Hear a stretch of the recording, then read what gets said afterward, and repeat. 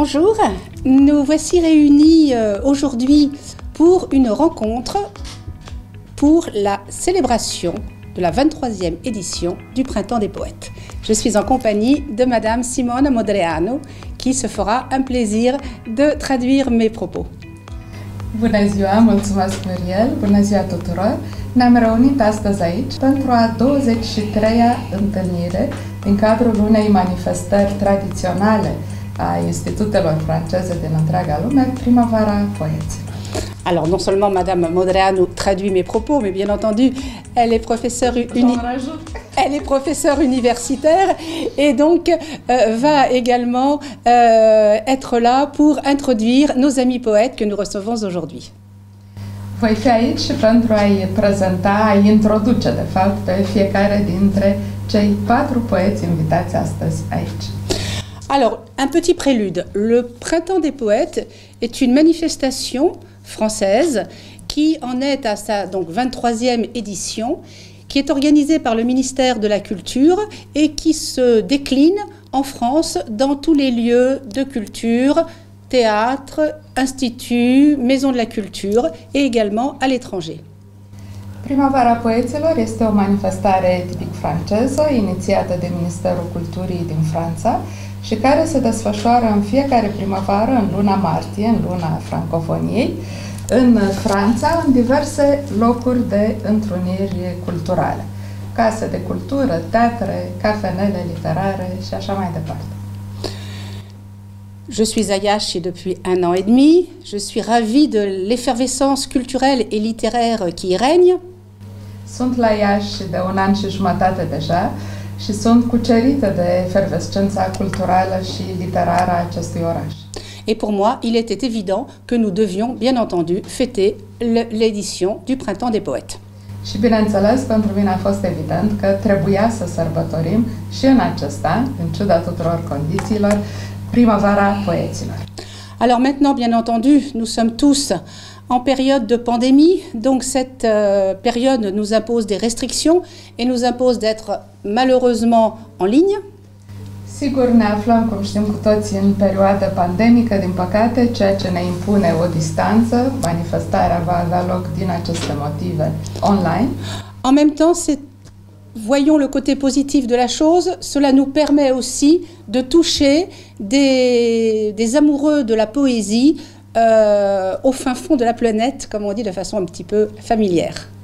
Dar există și ceva pozitiv în acest aspect, pentru că aceste condiții ne permit să ajungem până la sufletele amatorilor de poezie din toate colțurile lumii. Nous avons décliné ce Printemps des Poètes en 4 séquences. Această manifestare, această întâlnire de astăzi va fi declinată în 4 secvențe. Donc hier, le 17, l'inauguration du Printemps des Poètes a eu lieu avec la lecture, avec une séquence intitulée Si le désir m'était compté. Prima secvență, de fapt, a avut loc ieri, pe 17 martie, când a debutat această manifestare, cu o primă lectură de poeții francofoni sub egida Dorinței. Il s'agit d'une lecture donc des poètes d'hier, fait par le comédien et metteur en scène français, Monsieur Charles Gonzalez. E vorba de lecturi din poeți de ieri, mai curând decât de azi, realizată de un actor și regizor francez foarte cunoscut, Charles Gonzalez, qui a lu des poésies d'Anna de Noailles, de Charles Baudelaire et de Louise Collet. Care a citit poezii din Anna de Noailles, Charles Baudelaire și Louise Collet. Aujourd'hui, nous sommes dans la période contemporaine.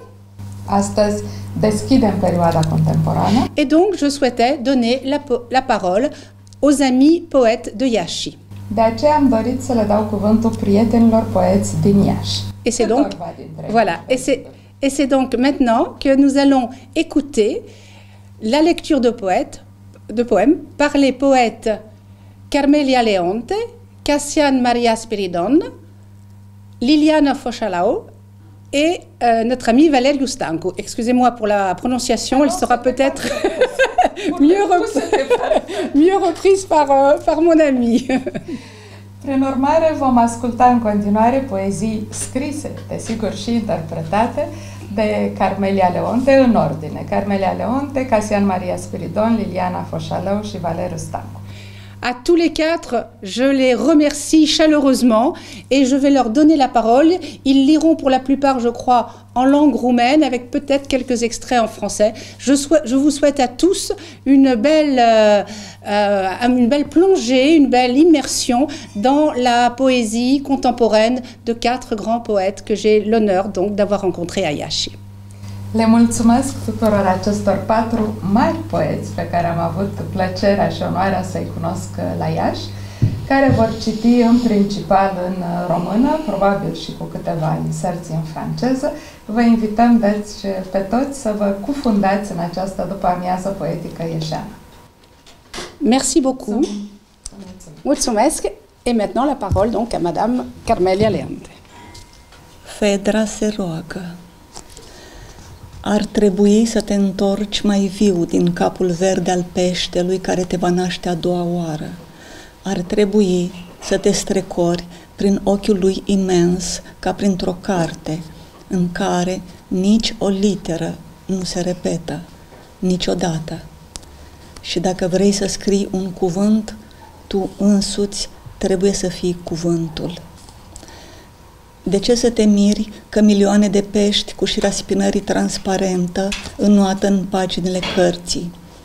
Atâta moliciune, aproape de lăsare, și atâta foșnet au învins moartea. Lumea peștilor. În interiorul lucrului se află osul lucrului. În interiorul osului un alt os, schelet de pește auriu. E lumea peștilor. Peștoaicele au harul lor, fixează cremenea și cremenea învie. Locul devine transparent și aerul dispare. Trupuri extatice reflectă strălucirea, câștigă litere, se petrec prin lumini, râd, cântă, își sfâșie carnea, se resemnează. Dar toate acestea nu înseamnă nimic în absența împăratului. Doamne, Tu ai branchii.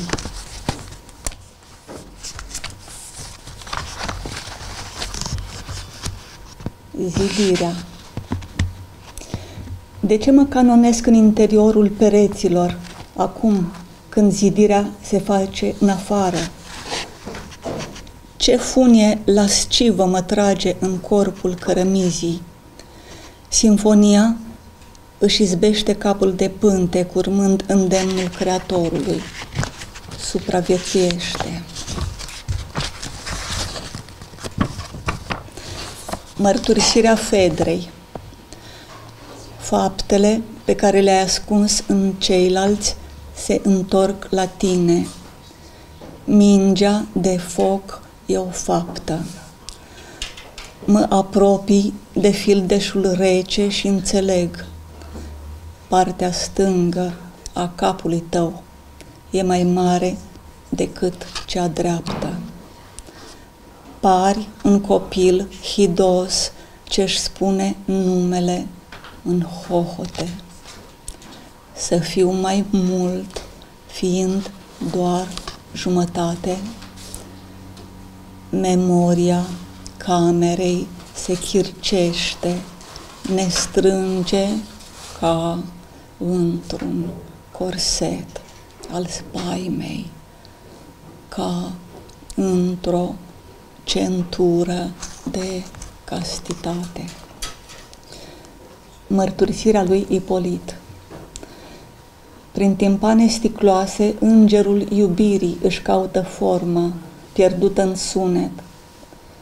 Ca niște dropii, aripi gălbui îți cresc în păr, mereu mișcătoare, dându-mi iluzia că te apropii. Tortura prin tine își expulzează formele. De o parte e viața, de cealaltă parte semnul că existi.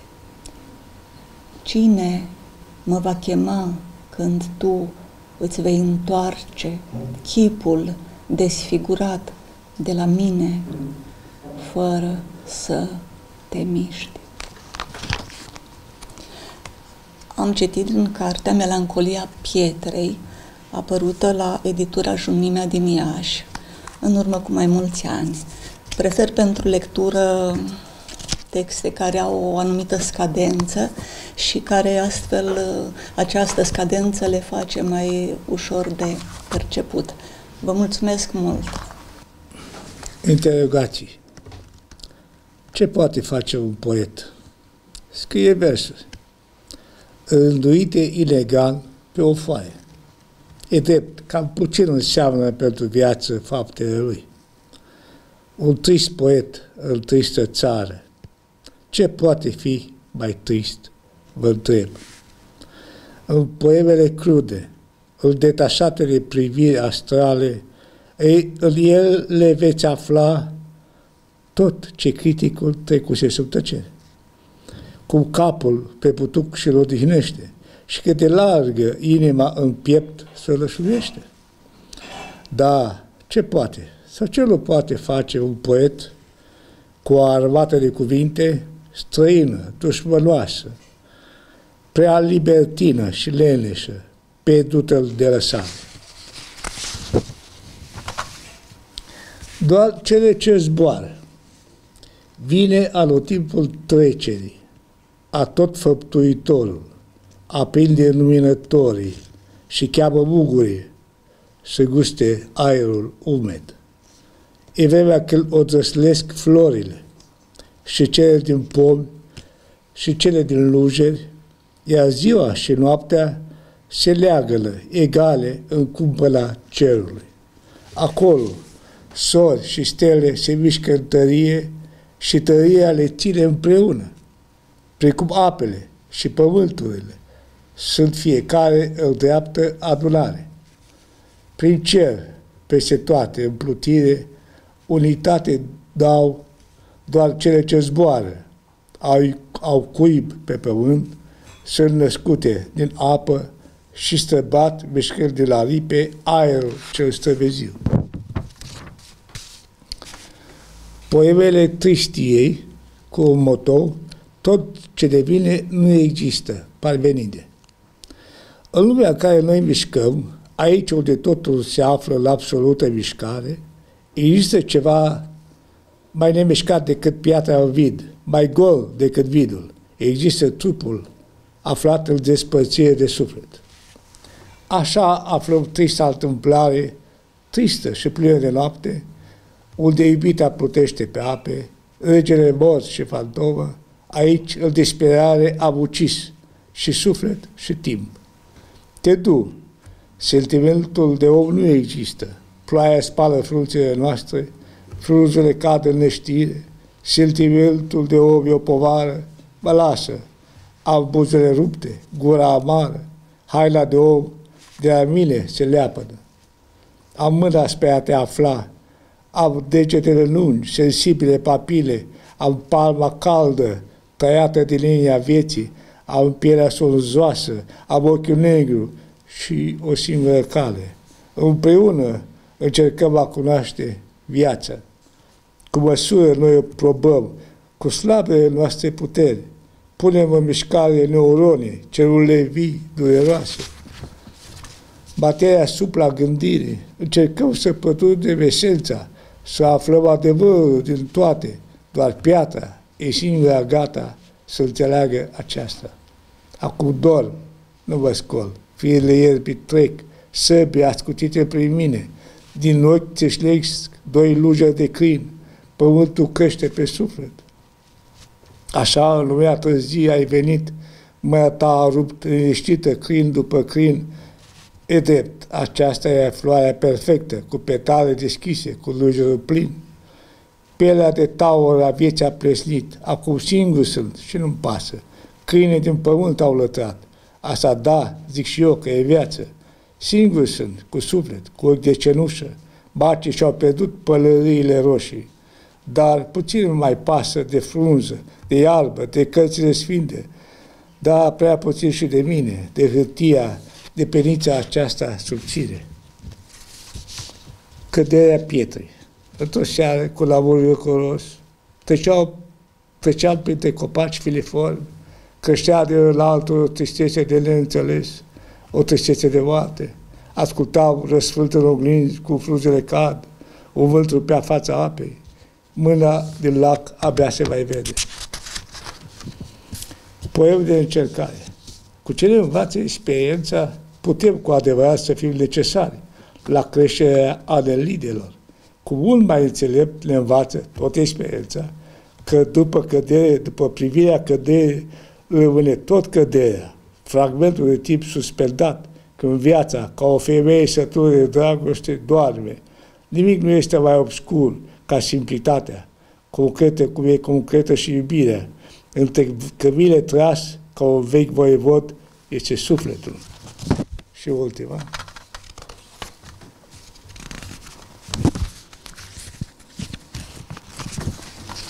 Încerc să descifrez.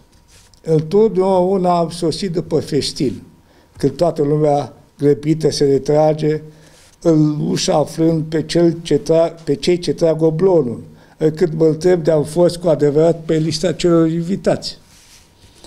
Oare pe relopa țestie și de stravă pentru mine pânza așteptării? Încerc să descifrez, să înțeleg de ce sunt ultimul venit și totdeauna primul care pleacă.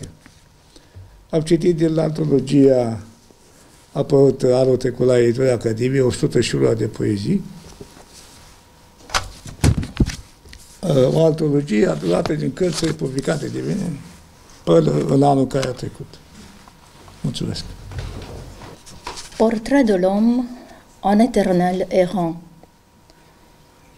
Pour ne pas nous soustraire aux tourments qui nous fondent, on marchera tout le long de la route de l'attente sans rien attendre, sans rien demander, coquelicot au vent, ondoiement des blés dans le champ, rêve du pain dans l'épi, eau verte, sinon bleue au regard, les racines dans le sang, l'œil tourné au-dedans, attentif à ne pas céder aux appâts du couchant, nous, fiancés de l'éternellement instable instant. Logodiți cu clipa. Pentru a nu ne feri de ceva ce ne ține pe pământ mergători, frământarea de sine, vom porni pe un drum foarte lung de așteptare, neașteptând nimic, necerând îndurare, doar cu macii în vânt, scuturând pe câmp floare, visând pâine în spicul îndreptat către soare, purtând ape în privire și albastre și verzi, rădăcinile în fire și în sânge curgând, nesecată iubire, cu ochii treji veghind, spre a nu cădea pradă unui apus flămând, care astfel ne știe, logodiți doar cu clipa, căzătoare în vecie.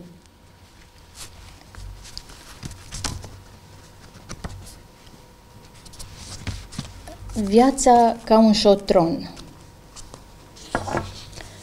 Erai o fetiță cu minte și jucai șotron, numai tu și pătrățelele acelea, în față, în spate, trecând prin toate, dintr-unul într-altul, mergând, săltând, șchiopătând.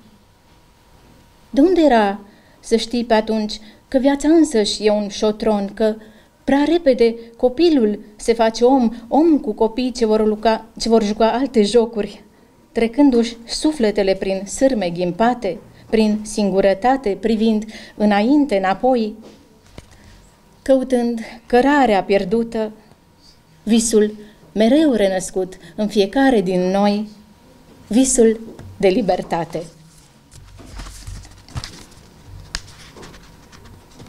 Les mots que je cherche et dont tous ont usé, des limites ou des ailes mal coupées, une question qui précède un silence grâce convoitée par les anges. Écrire, un refus de parler, un désir de savoir qui l'on est, d'écouter en nous les ancêtres remontés, de poursuivre un chemin incertain, d'éprouver le divin dans l'humain, quand tout semble ici chavirer. Toate viețile sunt povești. Toate viețile sunt povești. Noi suntem toți povestitori. Și tu ești. Toți și toate vor trece. Oare cine va fi cel care va rămâne pentru a povesti, pentru a ne purta peste ape și flori, mai departe de lumea, de declinuri și sori, unde norul se pleacă pentru a naște senin, unde lutul e urmă, iar cuvântul divin. Oare cine din noi va putea să ne treacă peste căi vechi și noi, aproape de strămoși, pentru a ne aduce prin cuvânt înapoi, lângă marea poveștii care curge prin noi?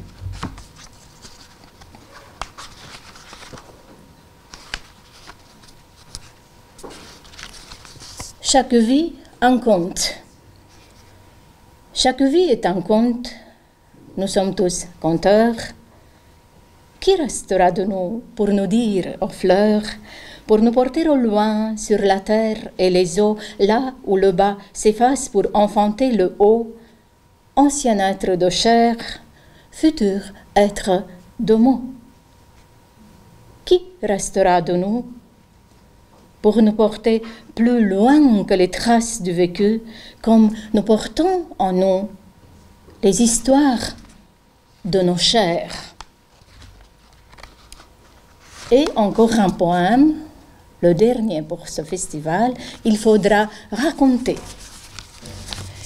Il faudra dire un jour ce qui nous tient à cœur après un certain âge, murmurer le conte qui a creusé et qui creuse en nous comme une eau ses rivages, qui nous a portés loin du pays de l'insouciance à ses jours limités, qui nous a amenés là où l'on est, fait de nous qui l'on est, avec l'amour et la foi, les détresses et la joie, les obstacles franchis, les genoux bien meurtris, les mots avalés, oubliés, espérés, parfois dits, avec l'apprentissage de la vie comme épreuve du parcours.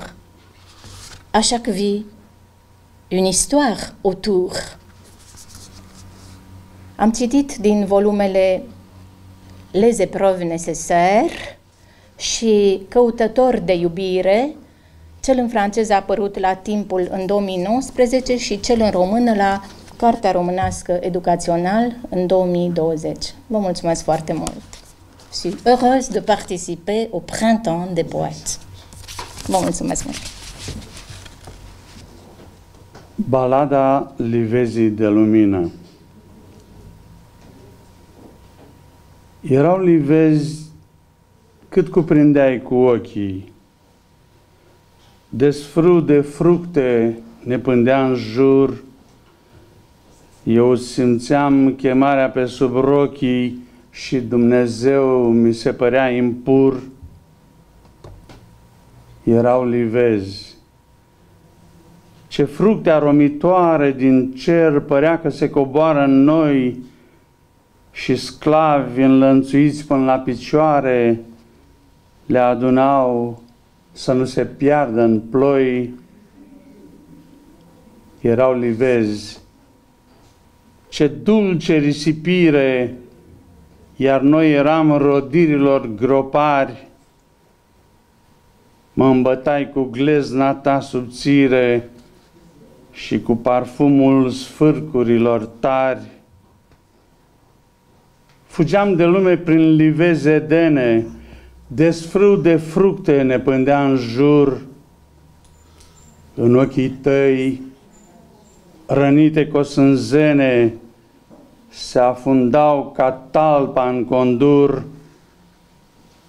Eu te sorbeam, zăbavnică otravă în marea nopții tale cufundat, când ne-au sosit rodirile pe o tavă fildeșuită în aur prea curat, noian de fructe strânse pe tipsie, încătușații servi ne-au oferit, dar între ele trebuia să fie doar unul singur, fructul otrăvit, iar brațul fin, întins cu voluptate, o clipă doar păru că a ezitat și mâna ta, alesa dintre toate, chiar fructul ars de ultimul păcat, erau livezi. Nebună simfonie de arome, de lumine, de culori. Te-ai risipit, trăind cu lăcomie, când eu abia te învățam să mori.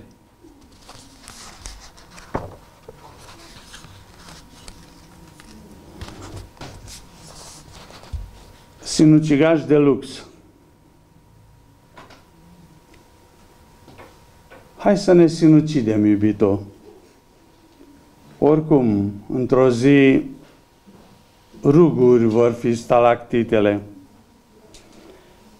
Să profităm de trecerea noastră prin Etretat și de faptul că avem o mașină de lux cu care să ne aruncăm în hău de pe faleza normandă. De altfel, și alții au făcut-o înaintea noastră. Să profităm, iubito. E simplu. Urcăm spre punctul cel mai înalt al coastei, șerpi înierbați ne mângâie glezna mașinii, orhideile mării se agață de stânci. Sub noi lucesc tăios valurile mânecii și fereastra diavolului sugrumată de flux. Noi vom muri. Îmbătați de patimi și de tocatele săratelor ape, căutători de scoici își vor târî picioarele sângerate de cochilii și murdărite de alge. Snobii dintotdeauna își vor etala elegantele iahturi trase pe plaja pietroasă de trolii turbate, iar amatorii de senzații tari se vor preface că își citesc în liniște jurnalul, dar în realitate vor privi cu nesați căderea noastră. Hai să ne sinucidem, iubito. E chic să te sinucizi pe faleza de la Etretat, aruncându-te în valuri cu o mașină de lux. A doua zi vom face în sfârșit la un dejurnă. Și apoi, chiar asta voiam să-i spun prietenului meu filozoful. Pour vivre, il faut mourir.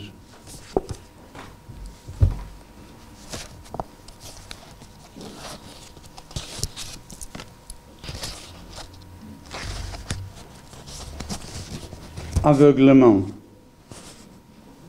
Jésus-Christ n'a jamais porté de lunettes afin de protéger son regard du néant, afin de défendre ses yeux contre les sables des déserts.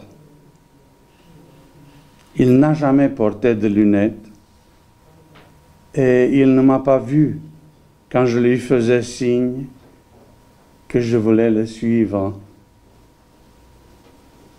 Le suivre dans les miroirs du sommeil, humble et confus, comme ses disciples. Dans ma maison, Jésus-Christ n'est jamais entré me demander l'hospitalité, ne serait-ce que pour une nuit. Il n'est jamais entré me demander à manger. Il n'est jamais entré me demander une coupe pour y boire sa crucifixion jusqu'à la lit.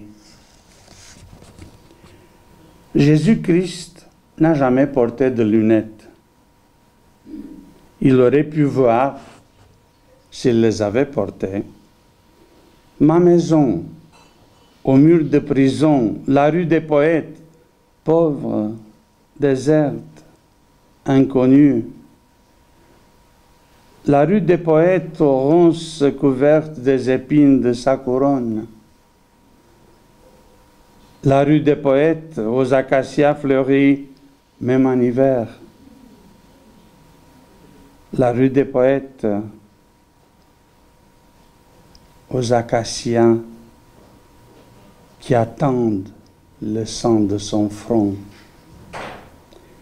Il aurait pu voir les chiens de l'ami, compagnons de longues causeries sur la terrasse de l'éternité, tous les jours et toutes les nuits. Il aurait pu voir nos pensées nocturnes, mais Jésus-Christ n'a jamais porté de lunettes.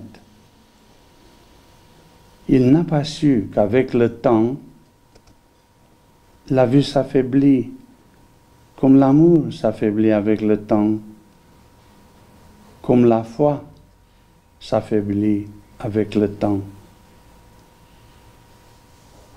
Jésus-Christ ne m'a jamais vu, et moi, je ne l'ai jamais pris par la main en lui disant « Suis-moi, Seigneur, dans mon royaume ». Am citit din volumul Balade de mon ami Le Bourreau, apărut anul trecut, în octombrie, la Paris, la editura Maia, și din antologia Lumina din Regatul Umbrei, apărută tot în anul 2020, la editura Cronedit din Iași. Vă mulțumesc! Je voudrais maintenant remercier très sincèrement Valerio, Cassiane, Liliana, Carmelia. Je me permets de vous appeler par votre prénom parce que c'est vrai que la poésie réunit de façon très profonde les poètes, bien entendu, mais également tous ceux qui écoutent avec une certaine sensibilité. L'Institut français à Iași, l'Institut français de Roumanie, est donc très heureux de pouvoir présenter ce printemps des poètes sur cette thématique du désir, après celle du courage, de l'ardeur et de la beauté. Il s'agissait à chaque fois de thèmes qui étaient très prenants. Le thème du courage, en effet, était sublime. Nous en avons parlé avec M. Cassian Marian Spiridon la dernière fois. Il aurait permis de superbes déclarations. Malheureusement, il n'a pas eu lieu à cause de la pandémie de l'année dernière. Et donc, c'est le désir maintenant. Désir de reprendre à vivre, désir de vivre peut-être différemment, désir bien entendu d'aimer, mais de se rencontrer, de voyager, désir de vivre malgré les nombreuses restrictions. Superbe thème que nous allons décliner, que nous avons décliné avec vous, que nous ferons avec nos amis français, francophones d'autres pays du monde. Nous allons également décliner cette manifestation avec vous, chers amis, qui êtes des auteurs confirmés, et avec les plus jeunes.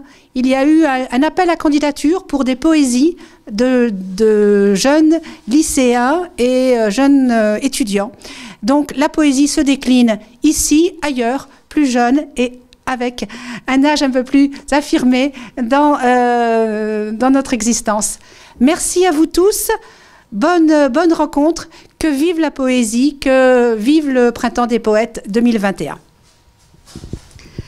Mulțumesc din suflet Lilianei, Carmeliei, lui Cassian și lui Valeriu pentru această minunată întâlnire. Îmi permit să vă spun pe nume pentru că poezia ne apropie și iată că după edițiile anterioare care au avut ca temă pasiunea, frumusețea, curajul, despre curaj am vorbit de altfel cu domnul Casian Spiridon, a fost o ediție cumva ratată din cauza pandemiei de anul trecut, dar în același timp să nu uităm că această manifestare din acest an, Primăvara Poeților, se desfășoară sub semnul dorinței.